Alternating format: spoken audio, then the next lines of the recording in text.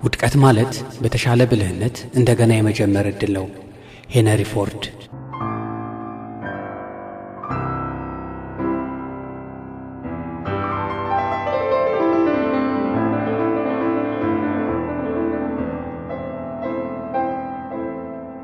በተለየ መልኩ ባለፈው ዓመት ያሰብናቸው ነገሮች ሳይሳኩ በመቅረታቸው የተነሳ ያልታሰበ በመሆኑ መደናገጣችንና መገረማችን አይቀርም።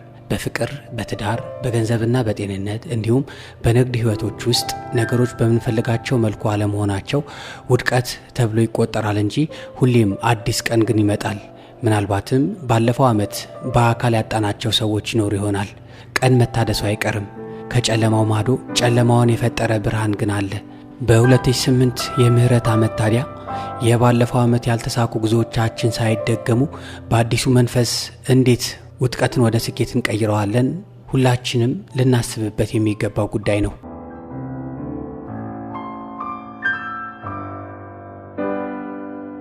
የሚፈልጉት ነገር አስፈላጊ ነው። ቢሆንም ከታላቁ የነገሮች ስዕል አንጻር ሲታይ እንዲያልሙና ከዚያ ኢላማ ጋር የተያያዘ ውስጣዊ ግቦ እንዲያሳኩ የሚረዳው መረጃ መሳሪያ ነው። ውስጣዊ ግቦ ከተደረሰበት በኋላ ያ ያገኙት ነገር ምንም ፋይዳ የለውም። ከዓመት በፊት እንዲሟላሉ የፈለጉት ነገር እስካሁን አላገኙ ይሆናል። ይሄ ሁኔታ በጣም ጥሩ ነው። ምክንያቱም ቁም ነገሩ አንድ ነገር መፈለጉ ነውና ያ ነገር ነው የመኖሮ ምክንያት የሆነው።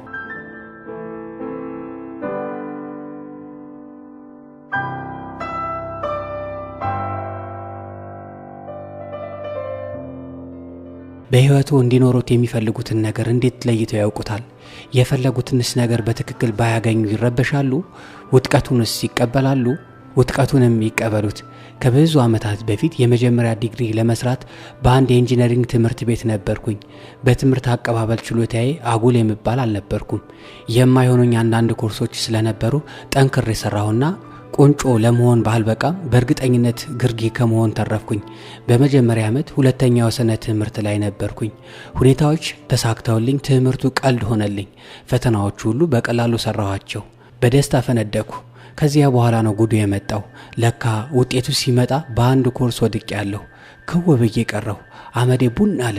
በህይወቴ ከፍተኛ ድንጋጤ ደረሰብኝ። አንደኛ ውድቀቱ ጨርሶ ያልተጠበቀ ነበር። ሁለተኛ ዋናውን የኢንጂነሪንግ ኮርስ ነው የወደኩት። ግራ ገባኝ። ለነገሩ ሌሎች በርካታ ተማሪዎች ኮርሱን ስለወደቁ ብቻዬን አልነበርኩም። የአስተራረም ችግር አለ ተብሎ ተጠረጠረ። ያም ሆነ ይህ አንገቴን ደፋሁ። የአቅመ ቢስነት ስሜት ተሰማኝና በየቀኑ ከወደኩበት አዘቅት ሆኜ ራሴን ለመመልከት ወደ ላይ አንጋጥጥ ጀመር። ለረጅም ጊዜ ደስታ ራቀኝ። በዚያም ብስጩ ሆንኩኝ። በራሴ ላይ የነበረኝ እምነት ባንዴ ወርዶ ምንም ባዶ ዜሮ ሆነ። ይህ የሆነው በተወሰኑ ምክንያቶች ነበር። በጉዞዬ ላይ ጉድጓድ ይኖራል ብዬ አላሰብኩም ነበር። ባስም ኖሮ በፍጹም አልወድቅም ነበር። በዚያም የጉድጓድ መዝለያ መሳሪያዬን ሳልጨብጥ ቀረሁ። ከዚያም ሁኔታ የተባባሰ። የሚያውቁኝ አንዳንድ ሰዎች እንደ ቀድሞ በራሴ እንድተማመን ይረዱኛል በሚል ቀረብኳቸው። ለክፉም ሆነ ለደጉ እነዚያ የቀረብኳቸው ሰዎች ወላጆቼ ነበሩ። አዎ ወላጆቼ ግሩም ደጋፊዎች ሆኑልኝ። በሁለት ምክንያቶች የተነሳ ይመስለኛል። አዝነውልኝ ነው። ራሴ ገጨት አድርገው በሁለት እግሬ እንድቆም ረዱኝ። በአይምሮአቸው የቋጠሩት ስንቅ ስለነበር ነው። አስቂኝ ነገር ነው። ለካ ወደ ኮሌጁ ከመግባቴ በፊት ወላጆቼ የትኛው ትምህርት ቤት እንደሚስማማኝ አዋቂ ጠይቀው ኖሯል። አዋቂውም አሁን የገባሁበት ትምህርት ቤት እንደማይስማማኝ ነግሯቸው ከገባሁ በኢንጂነሪንግ ፈጽሞ መመረቅ እንደማልችል አስጠንቅቋቸው ኖሯል። አዋቂ ተብዬው የተናገረው ብዙ ስላልተስማሙበት ጸጥ ብለው ቆይተዋል። አሁን ስወድቅ ታዲያ አዲስ አልሆነባቸውም። እነሱ የሚያውቁት እኔ የማላውቀው ነገር ነበር ማለት ነው። ሆኖም ወላጆቼ የመጀመሪያ ሙከራዬን እንጂ የመጨረሻ ያለ መሆኑን አስተውለው የኢንጂነሪንግ ዲግሪን እንዲይዝ የማያቋርጥ ጥረት ማድረግ እንዳለብኝ ያመኑበት። ከዚያም በኋላም ሁኔታው ጭራሽ ተባባሰ። አንድ ሰው ስለ አዋቂው ሚስጥር ሹክ አለኝ። እኔ ብቻ ሳልሆን ወላጆቼም ጭምር ቁጭት ውስጥ ገቡ። ጥሩ ጊዜ አልሆነልንም። አሁን ብዙ አላስታውሰውም። ብቻ ቶሎ ተረጋጋሁ። የፈተና ወረቀቴ እንደገና እንዲታረምልኝ አመለከትኩና ፈተናውን አለፍኩ። ከሁኔታው በመማር እድለኛ ነኝ። ህይወት አባጣ ጎርባጣ ናት። የወደቅንበት ፈተና እንደገና የሚታረምልን ሁሉ ጊዜ አይደለም። የህይወት እንቅፋቶች በተጋረጡብን ጊዜ በራሳችን እንድንተማመን አስቀድመን በራስ ስለመተማመን መማርና መዘጋጀት አለብን።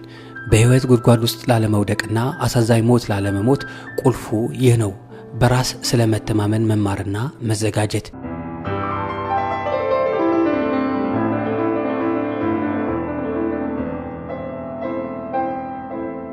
የህይወት መሰናክል ጉዳዮች የሚባሉትም ለውጥቀቶ ዋና ተጠያቂ ራሱ መሆኑን ማመን ወይንም መቀበል፣ ይህንን ሁሉ ጊዜ ማስታወስ ጉዟችንን የሰመረ ለማድረግ ከባድና ቀላል ስንቅ ካለፈው ጊዜ እንቋጥራለን።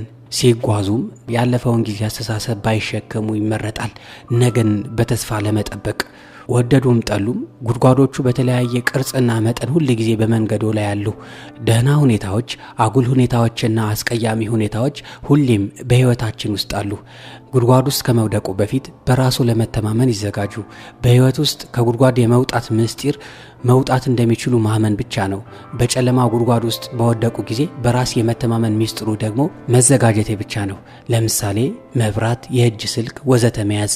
ጉድጓዶቹ የት እንዳሉ ይወቁ። በተመቻቹ ጊዜ በየት በኩል ቀዳዳ እንዳለ በየቀኑ በሚፈትሹበት ጥቂት ደቂቃዎች ይመድቡ። ጥቂት ብቻ። ይህ በጣም አስፈላጊ ነው። ምክንያቱም ደስተኛ አእምሮ ጤነኛ አእምሮ ነውና፣ ጤነኛ አእምሮ ደግሞ በችግር ወቅት በአግባቡ ያስባል። መሳሪያዎች የት እንዳሉ ይወቁ። በጉልህ ጊዜ በአግባቡ እንደሚያስቡ ተገንዝበው ምናልባት ችግር ቢያጋጥሙ ፈጥነው ምን እንደሚያደርጉ ያስቡ። እንዲሁም እንዴት እንደሚያገግሙ በሁለት ደረጃዎች የተከፈለ ግንዛቤ ይኑሮ። ደረጃ 1 አሁን ጉድጓድ ውስጥ ሳይወድቁ የሚወስዷቸው እርምጃዎች ናቸው። ኢንሹራንስ አለው? ወጪ ቀንሰው ንግድ ማስቀጠል ይችላሉ? መማር ይችላሉ? ለመማርስ የሚያስፈልጉት ስንቅ ይዘዋል? ትምህርቶ ወይንም ሌላ የሥራ አቅጣጫ ባይሳካሉ ወዲያው ነው ሌላ ሥራ ለመቀየር ይችላሉ?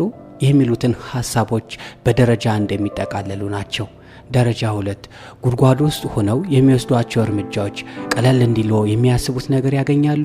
ወደ አለፈው ትዝታ ውስጥ የሚያስገባው ቃል ይኖራል? ከጉድጓዱ ወጥተው ቢሮጡስ ቀደም ሲል ለሌሎች የዋሉት ውለታ ያደርሶት ይሆን? መሳሪያዎችን ይፈትሹ። በተመሳሳይ ችግር ውስጥ የሚገኙ ሰዎች ይርዱ። ዘዴዎችና ብልሃቶች ያካፍሏቸው።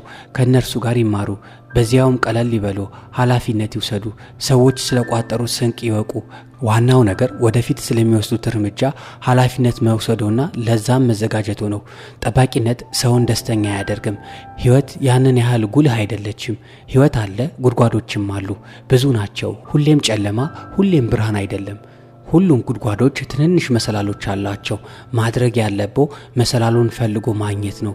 ትንሽ መብራትና ትንሽ የእጅ ስልክ ይኑሮ ብዬዎታለሁ። አሁን በ2008 አዲስ ዓመት ለሚወስዷቸው ወዳጆቻቸው ሁሉ ደውለው ደህና ነኝ ይበሏቸው። ከዚያም መወጣጫ መሰላሏን በመጠቀም ለመውጣት ይሞክሩ። በራሱ በመተማመንና ከችግሩ መውጣት በመጀመሩ ጠንካራና ደስተኛ ይሆናሉ። የሚያስከፍለው ዋጋ ትንሽ ጊዜ ነው። ለትልቅ ጥሩ ነገር ትንሽ ጊዜ ብቻ። ችግርን እንደ መልካም አጋጣሚ ይቁጠሩ። ጽልመታዊ ሰው በእያንዳንዱ ጥሩ አጋጣሚዎች ውስጥ ችግር ያያል።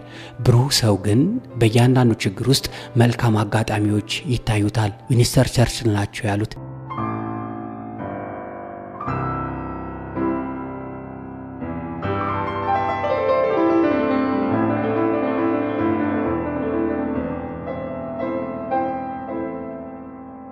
በችግር ወቅት የማይቻል የሚመስለው እንደሚቻል ለማመን ወኔ ይጠይቃል።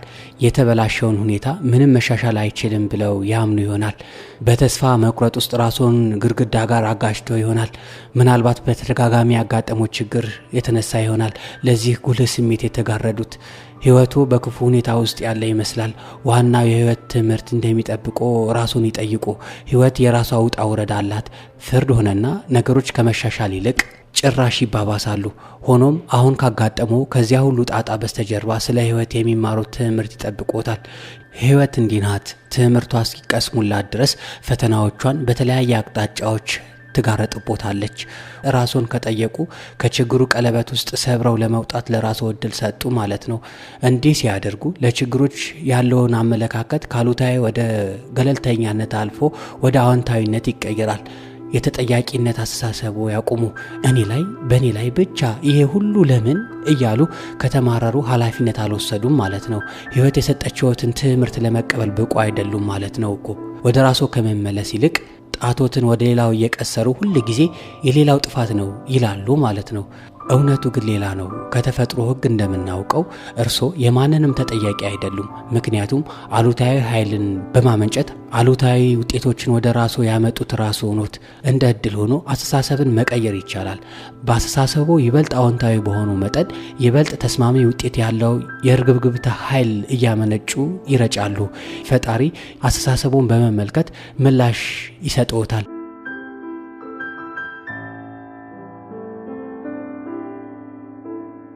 ጭንቀቶትን ያስወግዱ። ጭንቀቶ የትም አያደርሱትም። ለብዙዎቻችን ይህ ምክር ከሚተገብረው ይልቅ ሲነገረን ነው የሚቀለው። በመሰረቱ አእምሮ እንዲረጋጋና ሰላም እንዲኖረን ባለማመዱት መጠን ጭንቀትን መቀነስ ይችላሉ።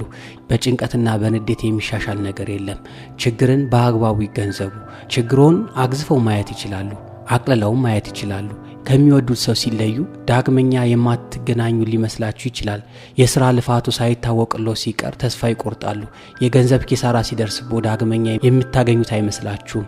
ይህንን ሁሉ ጉዳይ እየቆጠሩ ማማረር ምርጫው አድርገው ይሆናል። ነገር ግን ምንም ነገር ቋሚ እንዳልሆነና ነገሮች እንደሚለዋወጡ ማስታወስ፣ ችግርን ቀለል አድርጎ ማየት እንዲሁም እንደሚያልፍ ማመንና ጨርሶ አለመማረር ይመረጣል።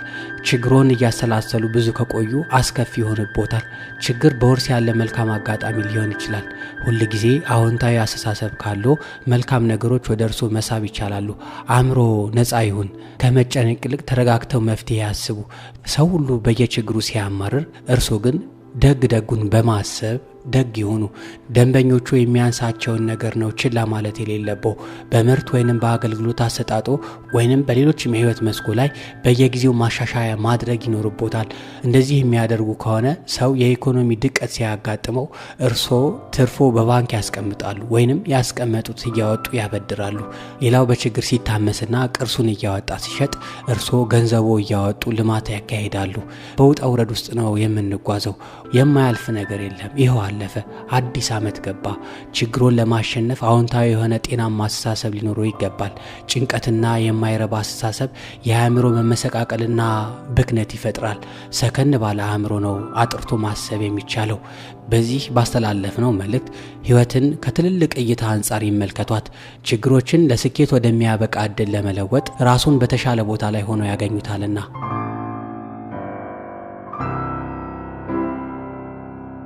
መልካም የምህረት ዘመን እንዲሆንልዎ ተመኘን። ሜዲካል መጽሔት ቅጽ 1 ቁጥር 45 መስከረም 2008 ዓመተ ምህረት